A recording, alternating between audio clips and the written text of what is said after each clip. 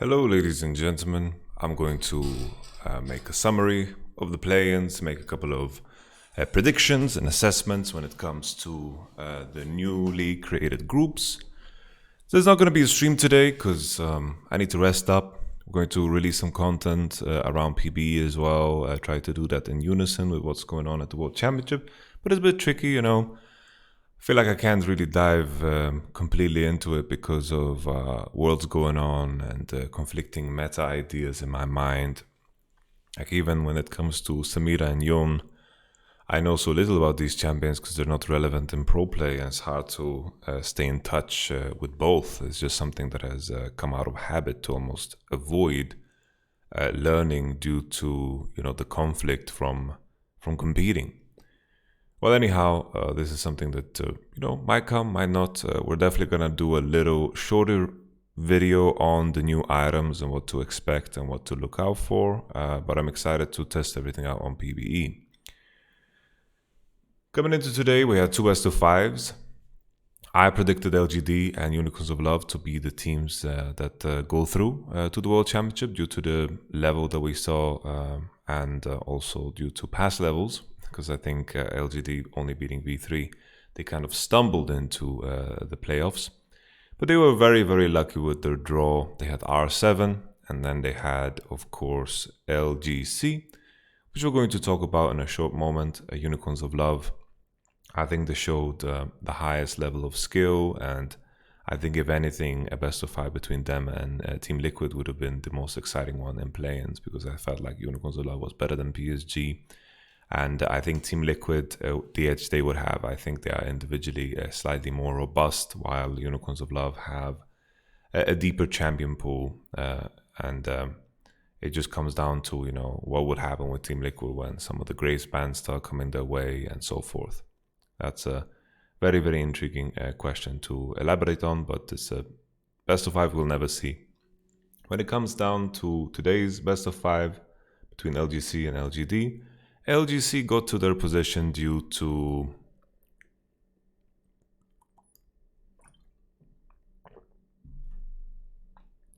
I pause as if that's something suspenseful. They got to their position due to superior preparation. They got a couple of games off of Ornn and better drafts. They outdrafted Mad Lions. They outdrafted SuperMassive. And LGC got a 3-1 scoreline. I don't think individually they were that great in their group. Possibly the weakest individually. I think there's an argument for INTZ being better individually. But LGC had some very nice preparation. And that is also a very integral part of the team. I think the individual that stood out was Raze and also Tally. In a couple of games, Tally did super, super well. I think also Raze did super, super well. Tophoon was the player that was the most hyped up from LGC coming into this tournament, but I think he didn't do anything out of the ordinary. And LGC as a whole, considering their position, I think they should be very, very proud of what they accomplished. Well, that's the nature of the play-ins, right? A best of ones, and then you get to face a major region at the end, and that's where you truly get tested. And today, LGD made it look as if, LGD didn't have the cleanest series of all time. The same thing for R7, but it was still 3-0. I didn't feel like at any point in time that the games looked that dangerous, barring the second game where LGC was so close to getting Soul Point, but then Kassadin kind of blew up the game. With that in mind, the first game of the series was, you could see that LGC had some decent preparation here. I think you can make an argument for potentially removing Graves and Twisted Fate. I think they wanted to force the Twisted Fate because they love to play Galio. But the team that faced LGD before this also tried to play Galio against She Is TF. And she is used to playing against some of the best Galio players in the world, if not the best Galio players in the world. And he does well into them. I think it's a bit naive to think that you will do fine into the Twisted Fate. But at the same time, I think there is a significant player gap in the mid. So whatever you do, you're going to run into some trouble. Kindred ban Kindred ban is cool. I think it's neat. I think Peanut has a very slim champion pool where he's effective on. I think you could potentially argue for another Graves ban too, since the Lilia wasn't that successful for Peanut. But they banned Kindred, Syndra, Orianna, and then Twisted Fate gets locked in. It's like regardless, LGD is super happy in this position.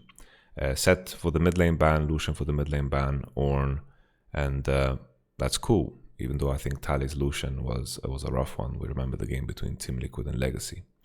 Nevertheless, Nidalee first pick into Renekton Twisted Fate. You don't want to give up the Renekton Nidalee. This is a trade that happened very commonly in LPL. Some of the LPL characteristics are showing up here. Renekton steal away when Nidalee is picked, and then Twisted Fate. Good combo, good ways to snowball the game. Galio, a common pick into Twisted Fate, but I think with the evolution of the matchup, I think Twisted Fate is rather happy to be in this, especially since there's a Nidalee Galio on the other side. Mercury buy is going to be super valuable. If it was Galio Graves, maybe the story would have been a bit different. GP as a pick into Renekton. It's okay in terms of how durable it is against Twisted Fate, but it will be tough to survive a Renekton and a Twisted Fate. You don't have limitless oranges. This is, not the perfect season for oranges. But all in all, still, GP into Renekton is something that I was hoping that we would see more in the Playins. Not specifically GP against Renekton, but GP in general, because I think GP is definitely one of those champions that can cover up a lot of weaknesses that the playing teams shown. So once again, Legacy with some decent prep here. Decent prep. Graves gets picked because that's the final jungle that Peanut likes to play. Caitlyn gets banned, Nautilus gets banned, Raka and Ezreal. This is all like preference, what you choose to do. Leona gets picked. I honestly am a fan of the Kalista Taric lock-in into Leona. I don't think Misfortune was super great here. I think the likes of Senna possibly would be better. I'm not sure why they went for the Misfortune, because Kalista Taric came out as a Misfortune denial in the first place. And this is a decent matchup for Legacy, once again showing very strong preparation. In this game, with the way how it panned out, it was just a brutal approach. Renekton got super far ahead. They kept diving the GP. They had nothing to say about it. Kalista Taric were in good condition. They were ahead, Misfortune Leona. But in the end, there was a big fight around the dragon where Renekton found the flank, and then they pretty much one-shotted the enemy bot lane. Like Kalista trying to run cleanse, but with the cards flying and Renekton finding a beautiful flank, it turned into an Asher and the game was just over. This looked pretty methodical. It was hard for Legacy to find any space to force anything besides on the bottom side. And this is pretty much the story of the series. Shia, when your mid laner is this much better, it becomes suffocating. It almost feels inevitable that the loss will happen. The second game was a very slow game, and Legacy had a draft where they don't necessarily want a slow game. Let me just find the perfect framing for this. I think now we see the draft on the screen. Legacy went for the Twisted Fate first pick with the Renekton ban. This time around, Nidalee's open. Renekton ban made the natural progression of Nidalee Camille, so you can argue against the Renekton. Gali was banned in this case because Renekton was out. Not sure. They just removed the Galio. Twisted Fate first pick, Nidalee Camille. I think that's a very, very strong first rotation, depending on the team that executes on it. I think Nidalee Camille is something we will see a lot from the higher level teams, because I think Camille at Worlds will be super contested, if not 100% pick ban. Like if I choose one champion to be that, I would say Camille. I would say potentially Nidalee. Yeah, these two pretty much. Maybe Orianna. Lilia, Poppy. Poppy as an answer to Camille. I think, Camille is a good matchup into Poppy. Like you win with Camille into Poppy, but playing Poppy's side is rather easy. So the skill difference between these two players will not be that evident. So I like this. I feel like Legacy, in comparison to like a Mad Lions, they were very aware of their strengths and very aware of their weaknesses. And I appreciate that a lot in their preparation. I think if you were going to see some of these players get picked up by, for example, an LCS team, I think you would look at their coaching staff, their AD carry and potentially their mid lane too, which is exciting for them. Lilia gets locked in against Nidalee Camille and then Poppy, and then Kassadin. Very, very free Kassadin game here. Enemy has Lilia and Twisted Fate, and Poppy W does nothing against Kassadin Riftwalk, of course.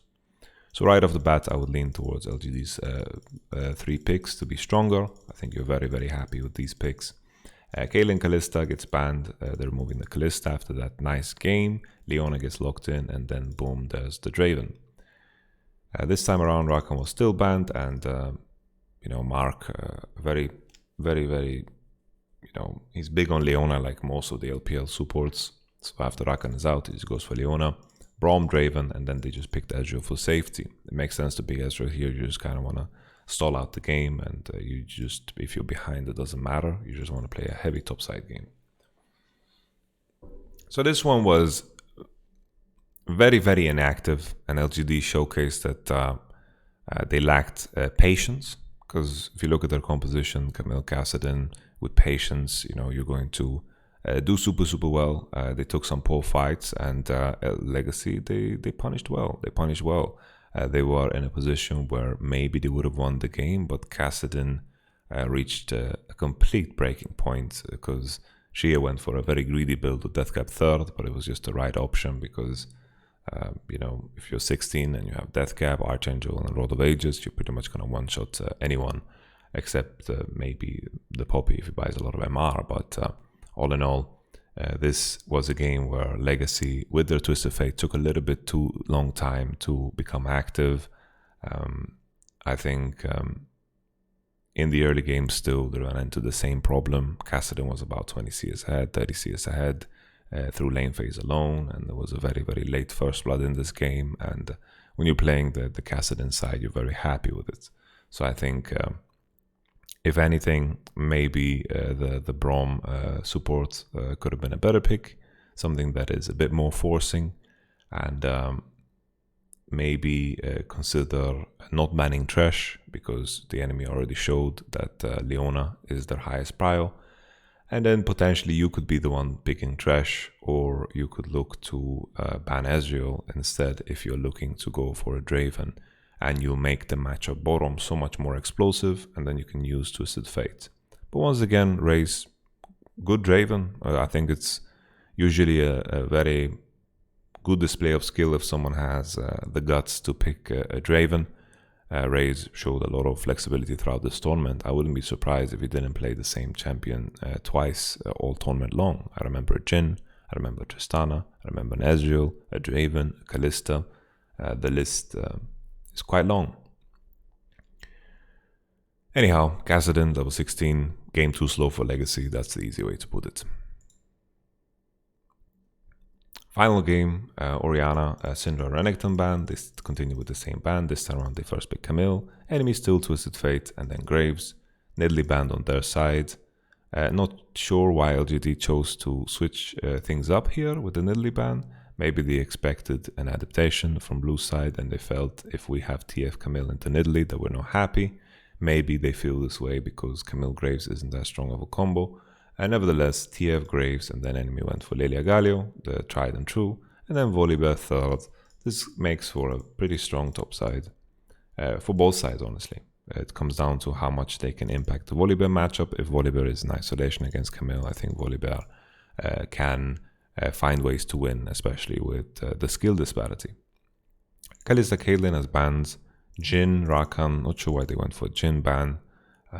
They go for Twitch, Taric. They didn't go for the Leona this time, and then Alistar gets locked in. Not sure why Alistar specifically here. Like in such a position, sometimes you can pick champions that are more poke friendly, and these are champions that Taric is going to, Taric and Twitch might have a hard time with. But if you look in Alistar, Twitch and Taric are going to have a very, very easy time in lane, and blue side is honestly looking like quite a juicy draft. Very, very juicy draft. I'm trying to remember exactly what happened in this game. Forgive me. I'm just going to pull it up. Real quick to just get a reminder. So forgive me for this silliness. Legacy versus LGD game 3. Why is it so blank? It's so blank to me in my mind. Maybe it was just a stomp. So they got the first kill on Camille with the Lilia, as we spoke about. Volibear died. Okay. Then we had a kill up top with a double gank with Graves Twisted Fate. And then the continuation was... Well, when did this game get out of hand? 2 Drakes.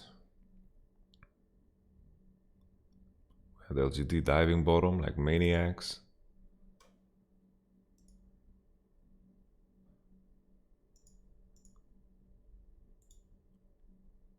Oh, okay, there was a big fight.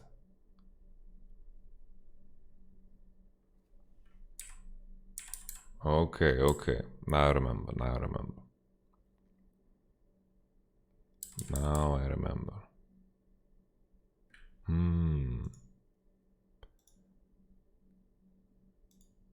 Okay.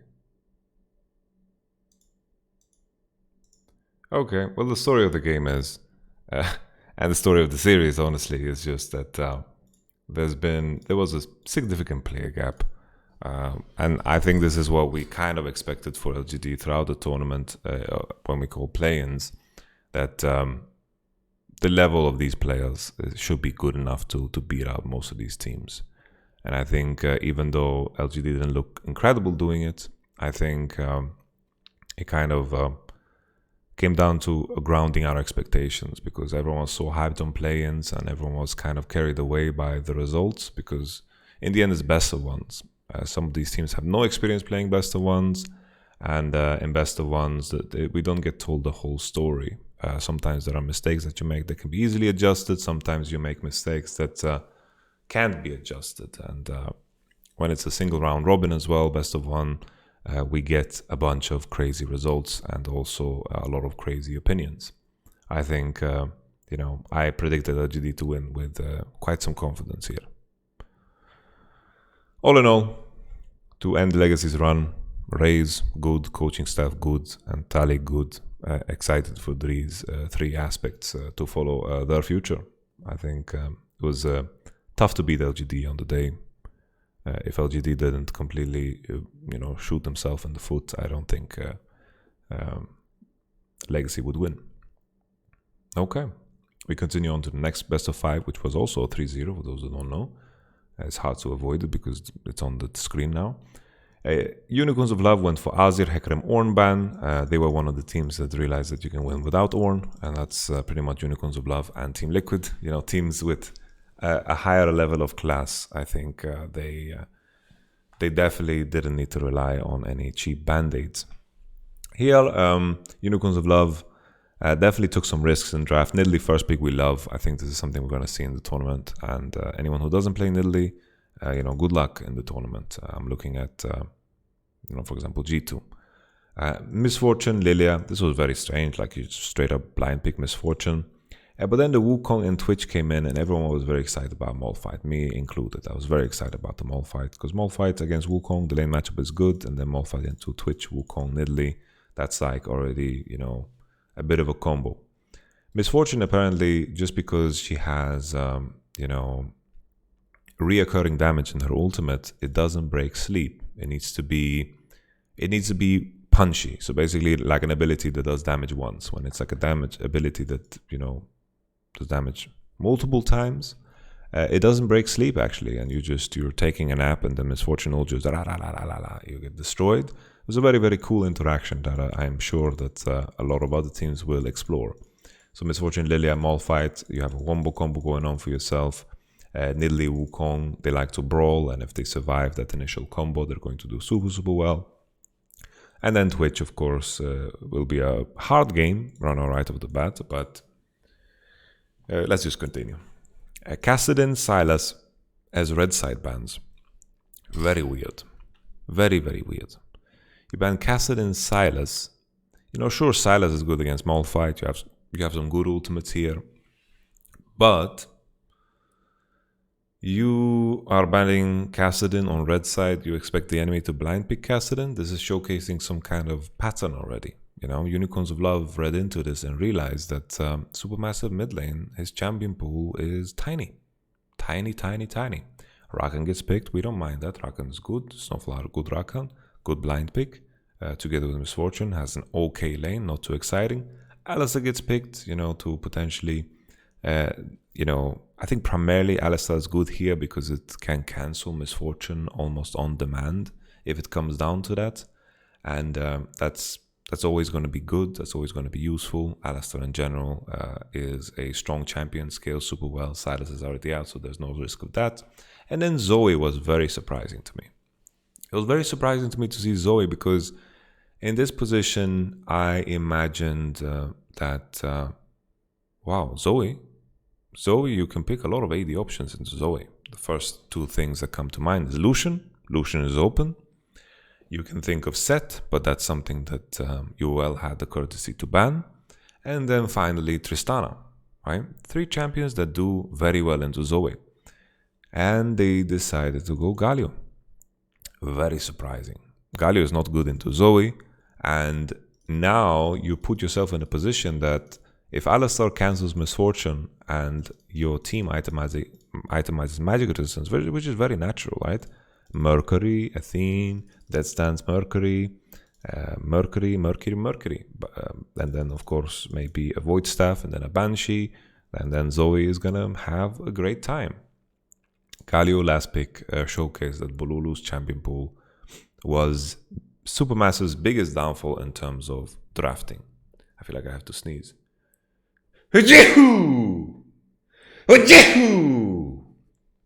Wow. Excuse me to anyone that is watching this and they're trying to fall asleep. I always say if you sneeze during this video, bless you and bless your face. I imagine that the good guys out there are also blessing me. Thank you. So imagine this was a Lucian. The reason this type of composition, Wombo combo, whatever, can't be picked all the time is because you have to care about the matchups. But here, in this particular scenario, the matchup Malphite into Wukong is neat. Rakan is neat. And then finally, Lucian would be very good into Zoe. You mix it together with the Lilia, but picking Galio is just a tragedy. Even though Supermassive in their preparation was a lot worse than Unicorns of Love, not a lot worse, but a decent chunk worse, I think it all came down to like one big Drake fight that blew up the game. Unicorns of Love were very sturdy in lane, didn't give up any disadvantages, even when they had weaker matchups on the board. Supermassive, that series against Mad Lions, a lot of players and a lot of people. I talked about this in my previous video from yesterday, that people get very overhyped about results. And Supermassive beat Mad Lions. It went to 3-2. And looking at it, it was a very, very horrific series to look at. People were excited about Armut. And I think it's understandable. Armut did so much more than the opposing top laner. But sometimes it's hard to judge without pro view how good someone really, really is and what kind of a contrast that is going to be coming into a different matchup. I'm not saying that Armut was the problem, not at all. It's just about, gauging your expectations correctly. It's the same now, for example, Team Liquid did very, very well in their group, but looking back at it, the opposition and the level in Playins, in my opinion, hasn't been that fantastic that people wanted to make it out to be. I think just the nature of the format made everyone super, super excited about a single best of 1 win. And coming into this matchup, everyone had high expectations of Armut, understandable, smashed Orome. But keep in mind, Finn smashed Orome. And Finn got annihilated. I'm not saying Armut got annihilated. Armut deserves a lot of credit for Supermassive success and how they got here, for sure. Armut has a bright future. He just happens to be in the crossfire of my example here. Because Boss, solid, played well, did good against Hanabi, a player that has a lot of history. There are some takeaways there. And here, Unicorns of Love, it was very, very, very one-sided after that one initial fight at Drake. Some of the mistakes they did against Mad Lions, they went unpunished. This time around, they lost one big fight, and Unicorns of Love never looked back because macro-wise and how to snowball Unicorns of Love are legit. They are a legitimate team. Unicorns of Love, Team Liquid had a whole complete different standard in comparison to everyone else. and then PSG is right below that. So Unicorns Love, big fight, Twitch triple kill, game over. Because even if SuperMassive blew all of their load on Twitch, all of a sudden, all the other guys being alive, you use your ultimates, you don't really have any great abilities beyond that. All the other champions here, Nidalee, Zoe, Wukong, Alistar even, they aren't so ultra-reliant, right? They can fight and they can skirmish and they can survive long in fights. And while Supermassive is completely, as aptly named by Dracos on the broadcast, it's just a shotgun comp. And in one fight, they shot themselves in the foot, is what Machine said, which was also very aptly put. And then you have a bunch of other weapons on the other side that are consistently going to fire ammunition in a fight. And if you don't do enough damage or you fall too far behind, you're going to just get ran over, as happened in the game. Continuing to the next one, Unicorns Love on the red side. This time around, they banned Hecarim, Ornn, and Nidalee, Azir being open. I think they shouldn't worry at all about Azir, because they always had the Kassadin in their back pocket. But here they were bold enough to just lock in Kassadin on 3. And that's a massive spit in the face. Lilia gets locked in as the first pick because some of the junglers are banned. Graves is still open, so they went Renekton Graves. Senna, Wukong. Renekton Graves, isn't the strongest 2v2 in the book. But considering there's AP in the bot lane, I think it's like understandable. Graves can play mid into bottom and Renekton can be isolated.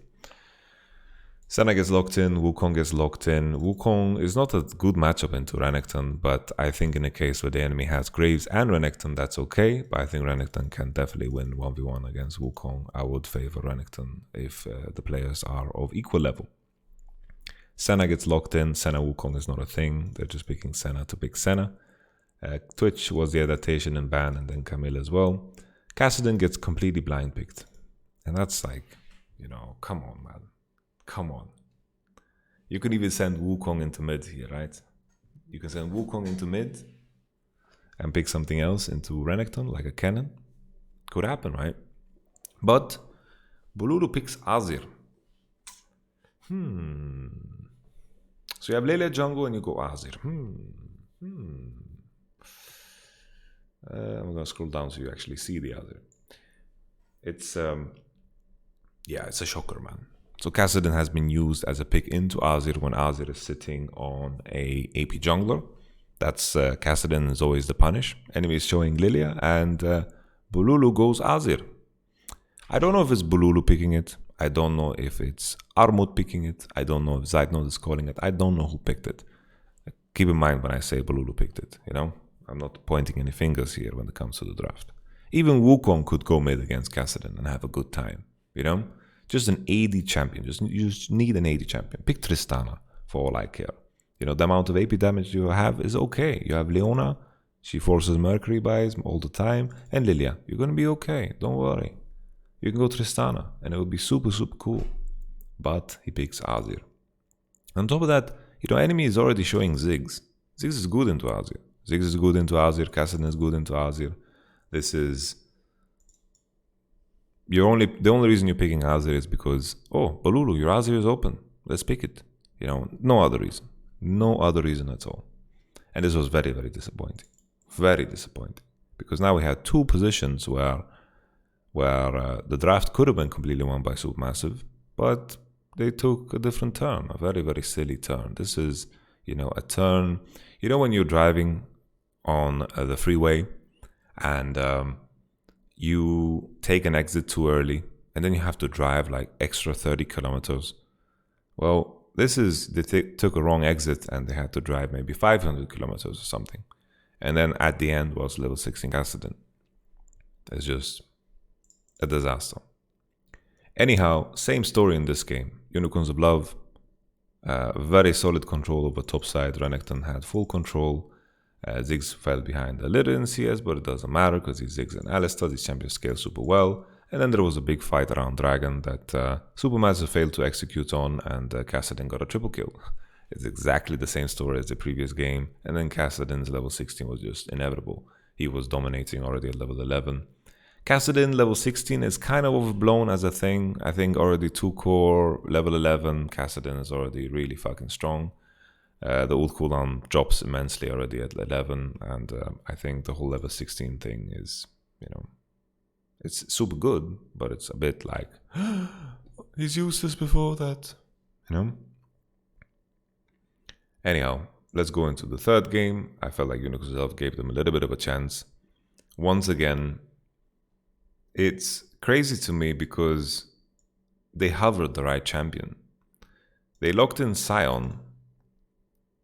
Like, you pick another tank when the enemy has Vayne already? Come on. Wukong is getting so much value out of his Q here, it's insane. Like, on top of that, you already have Kate and Set, so Sion does a lot of physical damage. Your depth in terms of how much, how much of a damage mix you have is just not there. Like, the only reason you're picking Sion is because it's easy to play Sion. Vayne was very bold. Like, you can even send Set top right. Vayne was very, very bold. Shocking. Very, very shocking. He picked Vayne because he assumed Set mid. That's okay matchup for Vayne. No problem. But Vayne is hard to execute. Like, it's not like Vayne is that particularly good against Kate. He's gonna need cleanse the Vayne, and then, Vayne is just a wonky champion. But then SuperMassive gave this Vayne more value by picking Sion. Like, what's the purpose of Sion in this game? I think Wukong is very happy to lane against Sion because he actually gets value out of his armor. Sure, Sion can get Sunfire and Bramble Vest, but against Nidalee Wukong, Sion is not that good. Jhin gets picked against Kate. No Twitch this time around. This time around, they also banned the mall fight. It makes sense, I think the enemy locking mall fight the previous time. Still, I appreciate that YamatoCannon recognized the threat. It wasn't just them, face first into the keyboard. Wukong gets blind picked, and then Sion. Just sad. The saddest part is they actually hovered Vladimir. They hovered Vladimir, and that would have been great. Vladimir would have been cool. Any mage really that controlled space would have been good. I was thinking about Cassiopeia, but once again, it's just, it's a disaster. Here you can also consider a better tank would be Maokai if you want to pick a tank. It was just strange. Due to the nature of Vayne as a champion, SuperMassive definitely had more to fight back with. They looked closer in this game than the other ones, but it still felt like inevitable due to the nature of YamatoCannon composition. They tried to find some engages here and there, but it looked so wonky. And then YamatoCannon, the sum of their pieces and the sum of their individuals is incredible. I think there was a significant gap. Like, when you look at one problem, there's another problem waiting for you. Everyone in their team actually performed super well and better than their counterpart, in my opinion. The Vayne eventually reached breaking point, and Jhin even reached breaking point with very, very good itemization. He just went straight up. The HP version of armor, the Last Whisper. Sorry, I'm losing my thoughts here. And it was the perfect buy. The enemy was so tanky, Leona, Sion Set, and then everyone just started melting. The Vayne Q, the Wukong Q got so much value here. The Silver Bolts got so much value here. And Caitlyn is the one that is supposed to do any type of damage, but it's so hard against a Braum and a Wukong. Caitlyn doesn't enjoy her position in this game. So SuperMassive, I think they played worse, YamatoCannon was definitely the better team, better in terms of execution, better in terms of, lane phase, all across the board. YamatoCannon better, but also I think SuperMassive's prep could have been so much better, and their drafting could have been so much better, because we've highlighted now 3 moments where they could have seized the day, and someone just made the judgment call to not pick Vladimir here or not go Maokai. I think they just needed something that synergizes more with Caitlyn and fights more in her space, because they kind of just ran it down later down in the fights. All right. Now we have this one up on the screen, and we are going to remove that window capture. This is pretty exciting. Let me just pull it up so I see it too. Everyone was pretty upset that I put PSG there when I did my first initial predictions, but look how it panned out. Just Mad Lions got kicked out, and that was a wrong prediction of mine. I don't mind. It's honestly quite funny. We have Team Liquid in Group A, and G2 should be very happy about this, because I think G2 as a team always has done well against teams that like to play by the book and like to play controlled and precise. I think G2 is very comfortable preparing against this team, especially because they have some very specific standout picks that they can either take away themselves or deny themselves. Team Liquid are going to be very tested on their depth here. We need to know what happens with Team Liquid when Graves is banned, when Twitch is out, and when Ornn is out, as an example. Sure, Impact has a lot of champions, but so does Wunder. Wunder as a player can, like as a mold, adapt to his opposition. And I wouldn't be surprised if Wunder plays Gangplank into the tanks, and then maybe it'll be a struggle and so forth, So I would put Team Liquid third in this group. I think Machi Esports is like a Team Liquid that is worse. I know everyone's hyped on the PCS due to PSG's success in the Playins, but we need to tone down our expectations just a little bit. The Playins are very, very wild by nature due to the format. I hate the format. Really don't like the format. So I think Machi Esports is going to be fourth. I think Suning G2 is going to be a really, really wild one. If anyone told me Suning is going to be first here, I would understand it. If people say G2 is going to be second or first, I would also understand it. But to me, G2 and Suning still make it out with the addition of Team Liquid. Coming into Group B, PSG Talon, I think they're going to be fourth in this group. I think Rogue is going to be better than them. But I don't think anyone's going to breach Damwon and JDG. Group C, LGD now, we've seen them play. Before the play-in started, I put them fourth and TSM third. I am still in that camp, and I want to reiterate why I put Fnatic second. I think Fnatic as a team have seen, like their players have seen groups like this so many times before, so many times. And sure, there is experience on TSM too, but Fnatic has gotten out of these groups many, many times. TSM has been close. They've landed on 3-3s and then they've dropped tiebreakers and so forth. Like I remember when I was at Worlds with them in our group, we almost saved them by beating RNG, but they couldn't quite make it out. And, it's a tough one. I think that experience is going to matter so much, and Fnatic are usually very good at figuring out their style and their characteristics and how they want to play. And then eventually, as the tournament progresses, everyone finds the three bans that are so holy against Fnatic. Last year, it was Saya, Gragas, and GP. We're going to find out what it is this year. Maybe it's who knows? Who knows? Another thing to add about Fnatic is in terms of the AD carry meta, we're going to probably see Reckless on Twitch. There are some key champions that allows you to put your bot lane in a position where they can actually dominate, and sometimes where that's not the case, and Fnatic struggle to play, through every point in the map. All of their players are like good individuals in terms of playing how you should play when you don't have a jungler. And this is giving Selfmade a lot of freedom to just clear jungle camps and get strong. I think Fnatic is going to take second in this one and TSM third. Might come down to some tiebreakers because the nature best of ones, but I'm pretty certain that Genji is going to be the first ranked team in this one. Finally, Group D, Unicorns of Love. So it's funny, I put Mad Lions here before because I thought Mad Lions with their high variance can definitely cause some damage to some teams that are not so consistent. But it turns out Unicorns of Love is everything that Mad Lions ever wanted to be and what I expected Mad Lions to be coming into this one. Unicorns of Love have a lot of depth when it comes to their drafting. They have, they have great individual players, but The one time we saw them struggle was against LGD in the group stage. Shie solo killed Nomans, and Langshin solo killed Boss on the Volibear.